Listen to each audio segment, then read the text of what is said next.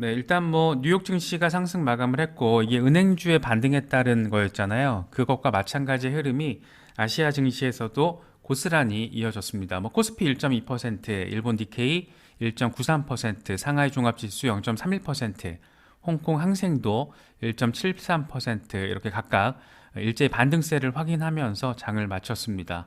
미국 금융위기가 막 또 갑자기 막 불붙어가지고 확산하는 것보다는 이게 지금 표면적으로 저렇게 정리가 되는 건지 아니면 정말 어느 정도 이렇게 민관이 투트랙으로 접근하면서 잘 지금 봉합을 하고 있는 건지 그건 좀 더 봐야겠죠. 이제 뭐 하루 이틀 사이의 시간에 벌어진 일들이기 때문에 명확하게 위기 끝났어 라고 단정은 못하죠 당연히. 그래서 언제 또 어디서 뭐가 튈지 모르지만 어쨌든 표면적으로는 지금 위기 안정 시그널이 나와줬기 때문에 아시아 증시도 이런 영향을 그대로 긍정적인 소재로 소화를 했다 뭐 이렇게 바라보시면 될 것 같습니다. 무엇보다 이번에 좀 강력하게 시장에 긍정적인 재료로 작용한 건 제니 옐런 장관의 멘트였습니다.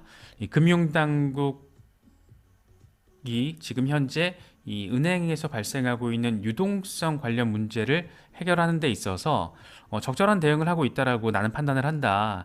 이렇게 말을 하면서 직접적으로 모든 예금 지급 보장할게 이렇게 말은 안 했지만 사실상 더 추가적인 조치를 취할 거다 이렇게 멘트를 하면서 모든 은행에 있는 지금 예금에 대해서 지급 보장을 하겠다 이렇게 시사된다라고 분석이 되면서 시장을 반등하게 만들었습니다. 그래서 뭐 은행주부터 뭐 꿈틀꿈틀하면서 올라섰던 거고 지금 가장 불안한 게 그거잖아요. 내가 은행에 맡긴 내 돈이 안전한 것인가?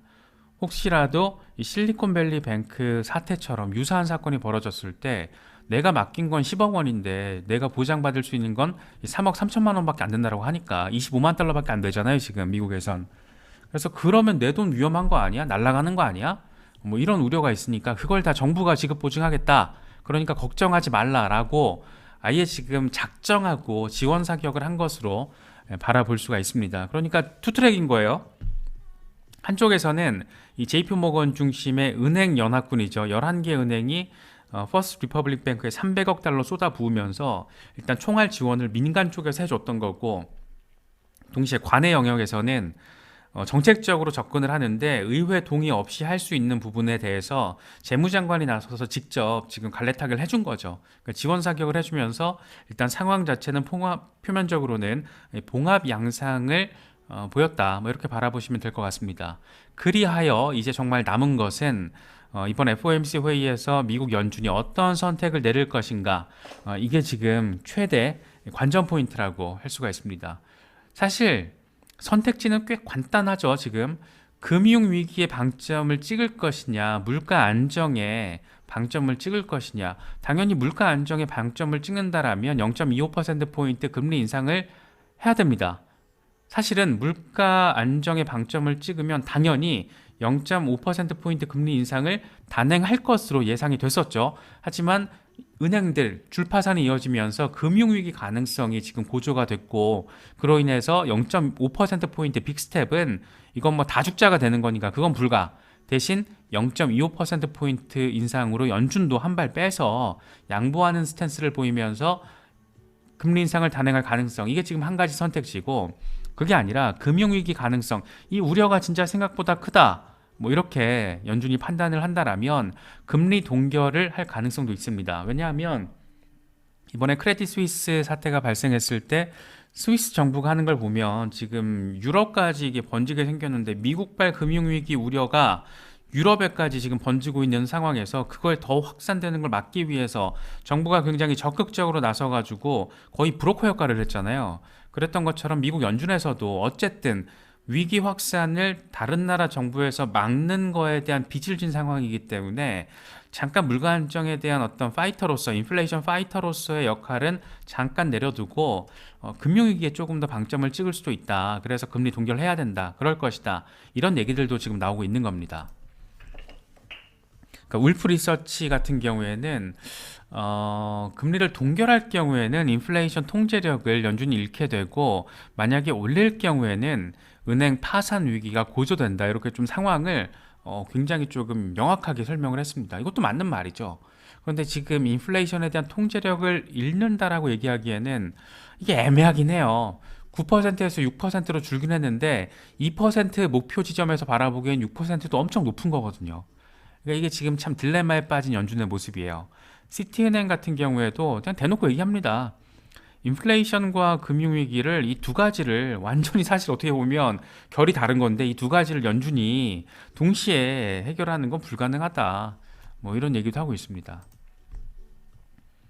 골드만삭스 같은 경우에는 뭐 지금까지 계속 이 동결 이야기를 많이 해왔었는데 금융위기에 조금 더 방점을 찍어야 한다. 그래서 만약에 인플레이션과 금융위기를 동시에 해결하기 어렵다라면 지역은행, 아니, 인플레이션과 금융위기를 동시에 해결하기 어렵다라면 지역은행들 파산 위기가 먼저다. 그러니까 인플레이션보다 금융위기가 먼저다. 뭐 이런 얘기를 강조하고 있는 겁니다.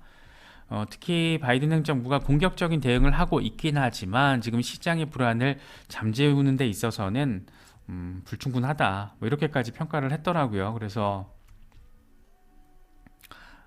정말 예측하기가 좀 어려운 상황은 맞습니다. 일단 조금 전에 제가 캡처를 한 건데 0.25%포인트 금리 인상 가능성 CME 페드워치 금리 선물 시장에서는 거의 90% 수준이에요. 이게 오전보다 더 높아진 거잖아요. 그래서 동결 가능성은 10% 수준 확 더 쪼그라들었습니다. 그래서 일단 시장에서는 이렇게 기대를 하고 있다. 그래서 0.25%포인트 인상이 결정되면 물론 이제 0.25%포인트 인상이 결정되더라도 회견을 통한 파월 의장의 멘트가 가진 뉘앙스가 어떤 멘트를 어느 정도 수준으로 해주느냐에 따라서 시장의 반응은 다를 거예요. 그런데 그냥 러프하게 봤을 때 0.25%포인트 인상은 시장을 안도하게, 시장의 예측치에 부합하기 때문에 시장을 안도하게 만들 겁니다. 만약 이제 동결한다 그러면 시장 펌핑하겠죠.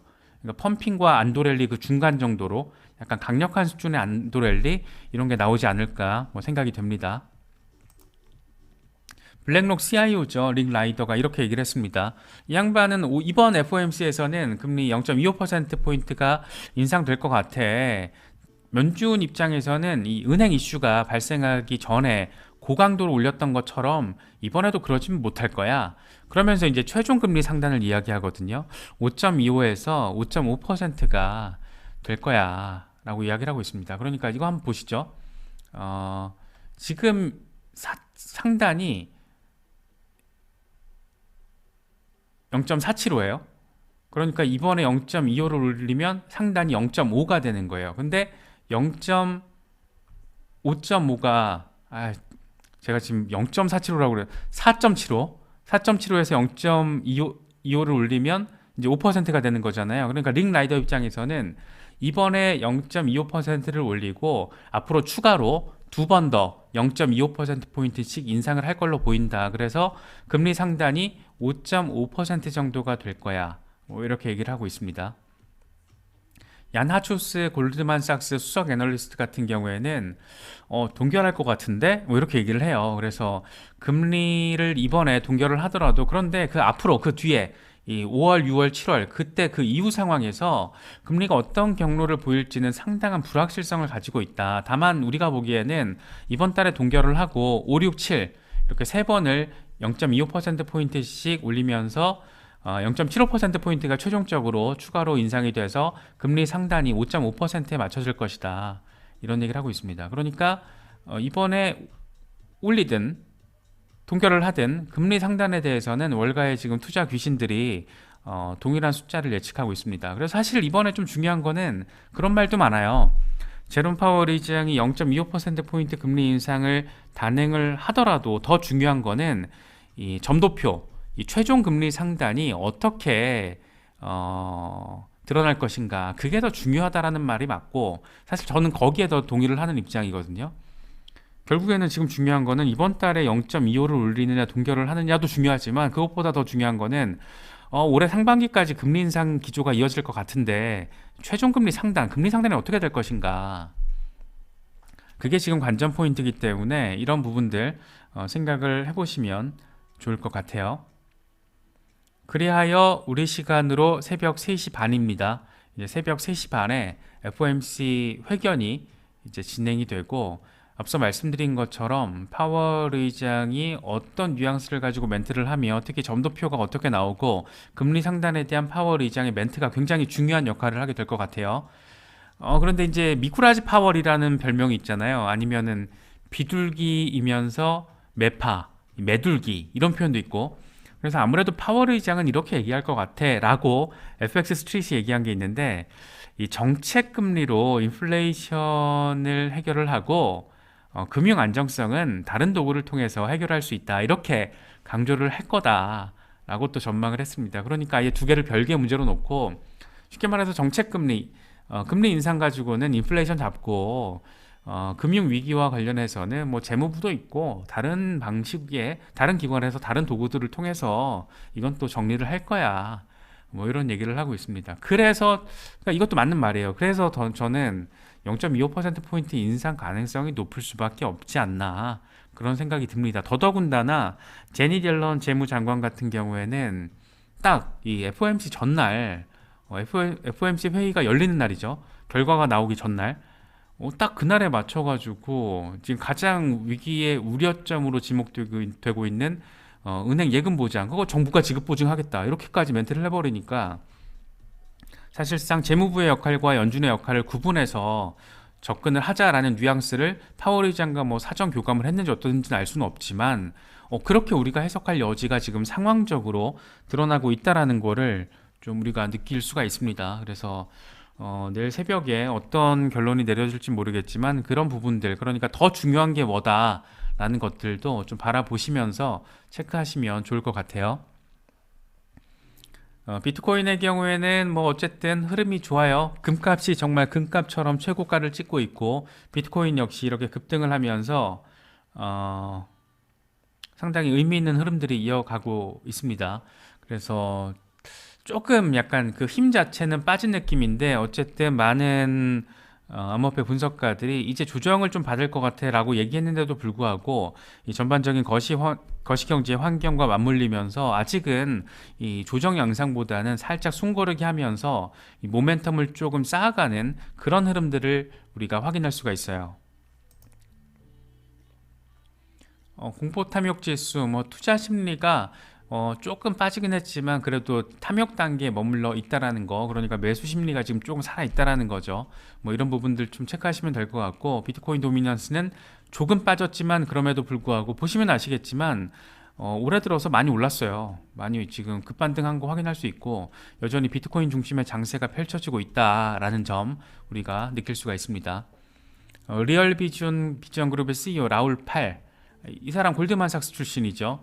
이렇게 얘기를 합니다. 이번에 발생한 은행 위기, 은행의 유동성 위기로 인해서 비트코인이 이제 안전자산으로 자리매김을 하게 될 거야. 그래서 1년 안에 5만 달러 회복 가능하다. 뭐 이런 얘기를 하고 있습니다. 마이크 맥글론 같은 경우에는 올해 뭐 금값 많이 올랐다라고 하는데 사실 올해 비트코인이 금보다 10배도 올랐어. 그래서 암호화폐 슈퍼사이클이 이렇게 발생했다라는 걸 의미해. 더 많은 투자자들 은행 위기에 대한 대응 방식으로서 이 대체 자산을 지금 찾고 있는데 그런 타겟팅으로 비트코인을 이제 매입하기 시작할 거야. 특히 이제 여기서 더 많은 투자자라는 거는 개인을 의미하는 게 아니죠. 지금 기관 투자자의 진입을 얘기하고 있는 거거든요. 그래서 더 많은 기관들이 이렇게 쏟아져 들어오면서 비트코인 매수세가 더 확보가 될 거고 그렇게 시세 반등이 이루어질 거다. 뭐 이런 얘기 지금 하고 있는 겁니다.